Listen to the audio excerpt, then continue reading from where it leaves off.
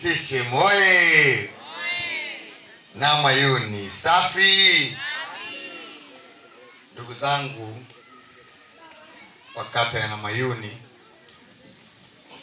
nimerudi tena hapa kama nilivyoahidi.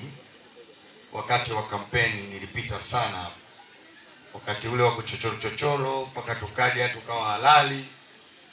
Tumepita, tumetangaza sera. Namshukuru Mungu, mimi ndio nikatokea kidedea na mkanipa kura nyingi sana za ndio.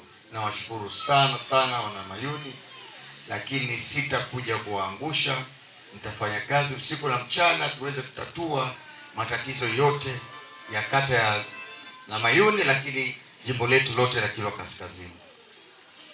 Kama nilivyoahidi wakati wa kampeni zangu kwamba mkinichagua mkanipa ridhaa ya kuwa kiongozi wenu, mbunge wenu, nikitoka kuwapa Dodoma nikamaliza taratibu zote, nitakuja kuwashukuru. Nitazunguka jimbo zima kata moja kwa moja.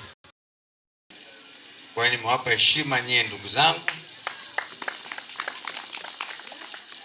Nimekuja hapa kuwashukuru sana sana, lakini katika ziara yangu hii ya kushukuru niliwaambia nitaongozana na watu ambao watakuwa tayari kusikiliza na kutupa maelekezo ya matatizo yetu ambayo nyie wana Namayuni mtawaambia.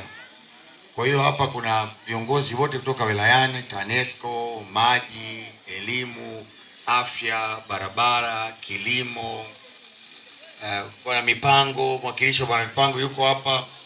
Kwa hiyo ndugu zangu, mnaona muda umekwenda, tumechelewa. Tulikwenda Nahama tukakwama, lakini tumerudi, tuko hapa pamoja. Kwa hiyo nilikuwa nawaomba jamani, tusipoteze muda.